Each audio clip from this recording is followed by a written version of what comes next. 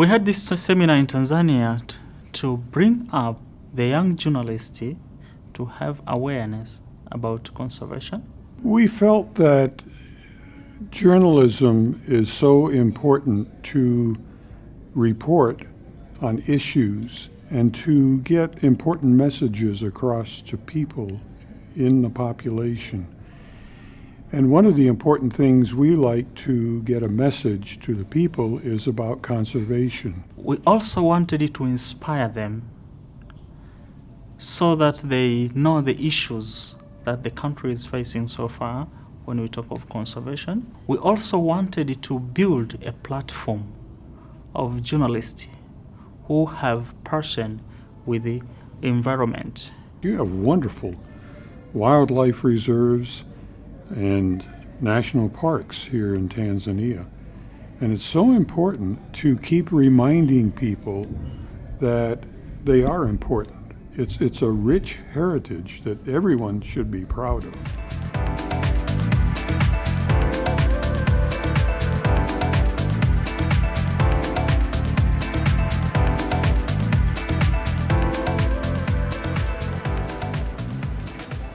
My talk today will not be specifically on conservation. What I talk about generally is what I would call civic engagement, citizenship. What role do we play in our society? When you work in the media, you have the opportunity to teach others. The power of we is critical for understanding the role of the citizen in society. When we look at solving problems in our societies, so many of us think, oh, well, that's the government's responsibility to solve it. But ultimately, the government is a product of the citizens. Your Constitution, just like the United States Constitution, begins with the word we. And it talks about we, all the people in these countries, and how the government comes from us, flows from us. Ultimately, I believe if we're going to solve problems in our society, it is up to we. So what I do is I try to create this notion of how we can all come together, work together, put aside our differences, use different skills that maybe don't come naturally to us, and come together to resolve societal issues. Right? So if we are going to act collectively to resolve things in society, we're going to have to tackle that coordination issue. Critical thinking, active citizenship, and compromise. Those are the three keys for the power of we. Looking at issues from all sides, not just using our own biases, but opening our minds to hearing other ideas, to hearing other thoughts, to challenging what we may think is the way that it's got to be. We then can think critically about these problems, and it opens up potential solutions.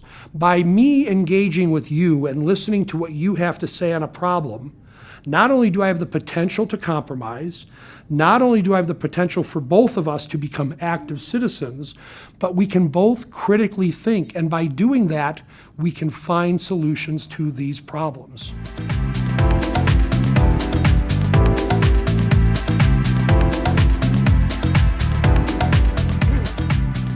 You know where the word photography comes from?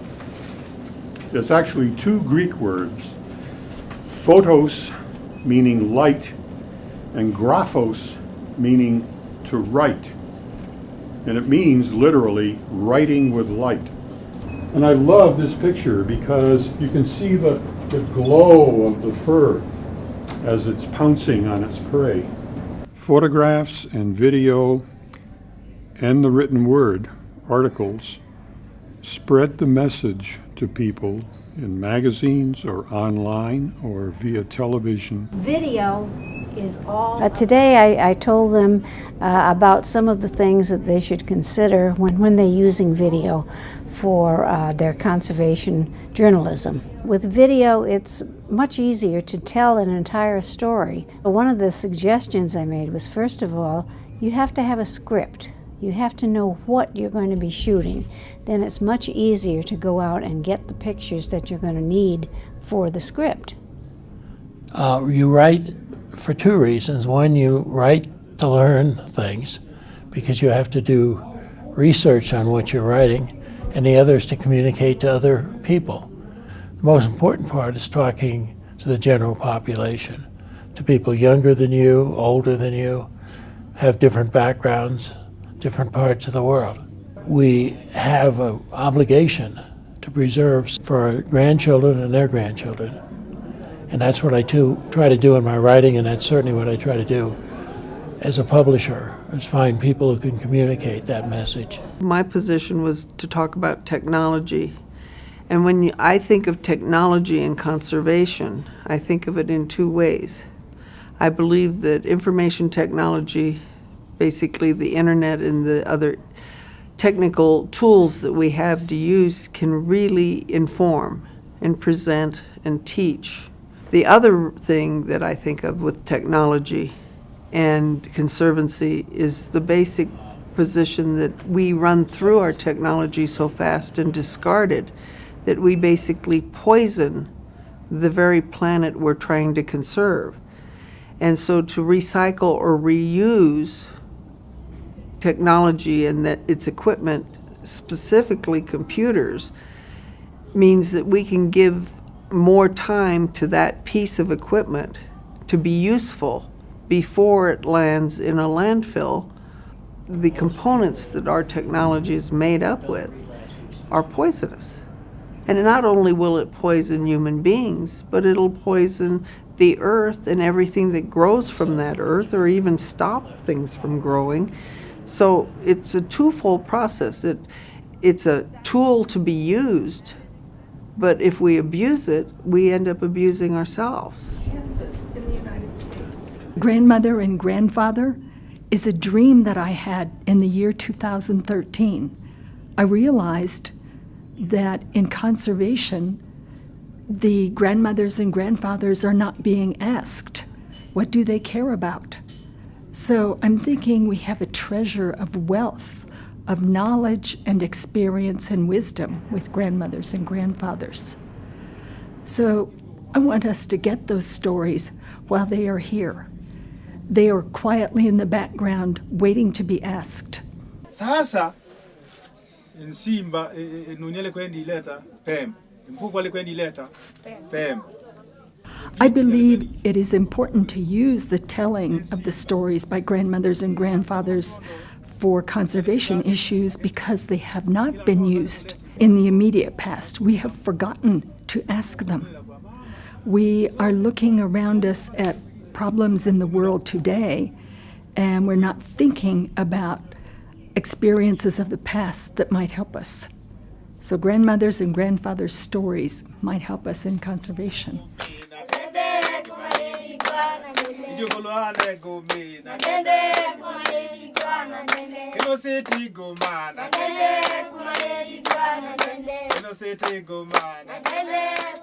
Importance of having these workshops and seminars as we had today with the journalism students is the networking, because these are the people who understand the technology for capturing the stories, for interviewing, and these are the people who know how to use social media, who understand how to post the stories online.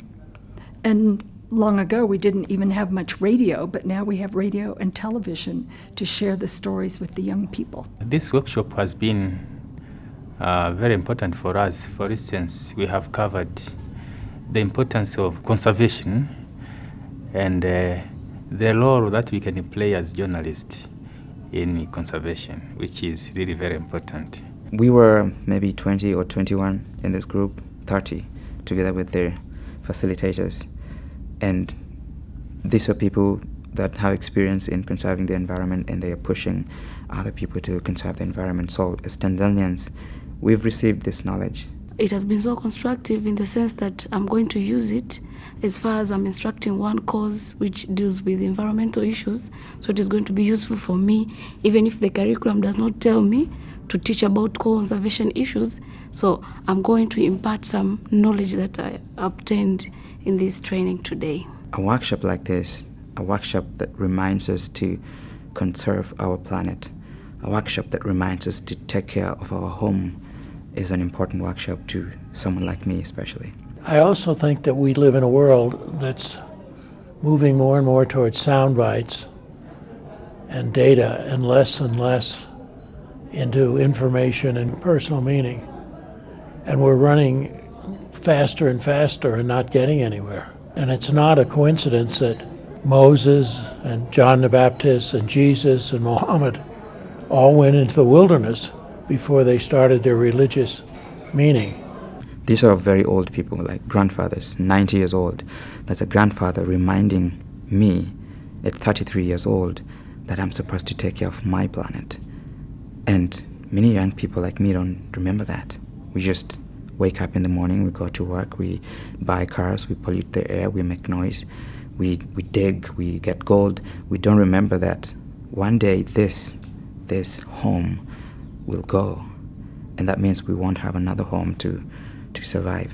What you're trying to teach young people is slow down, take at least a part of the time to look and to think and to find out who you are, and letting nature talk to you. And if you measure progress only in terms of how many acres you've paved over, you're really missing the purpose of life, which is to enjoy it, to see it, to participate, and to teach, and to mentor younger people. I was attracted with wisdom of the elders. So I think this is the simplest which can be used by anyone, regardless of the cost, regardless of the facilities. This is going to be the easiest one that I'll instruct my students to use it in their daily journalism activity. In everything that I do, if it's about writing, it's for the program in a radio, we'll have the issue that motivates people, influence people to do conservation, making them understand the importance of having conservation for their life and their future generations. We were empowered, and we think you can bring some changes that are required in Tanzania.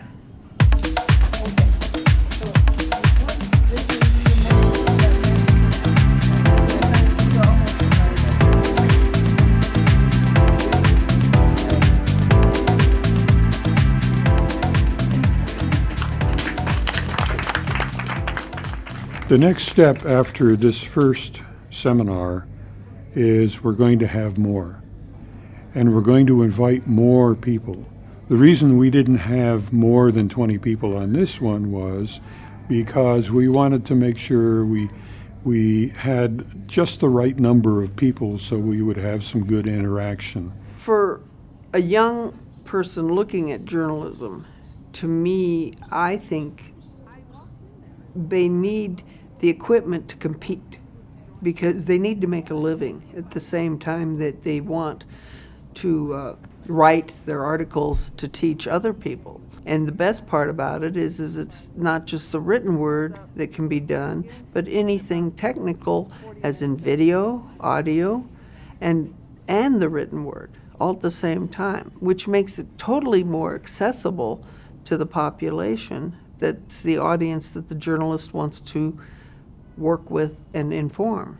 Our long-range plan is to not only bring some of our people here to conduct seminars, but eventually, through good funding, to have certain select people from here come to the US or come to places in Europe where they can become interns maybe for a short period of time and learn more about improving their skills in journalism, photography, photojournalism, video production, and writing, and things like that. That's our long-range goal.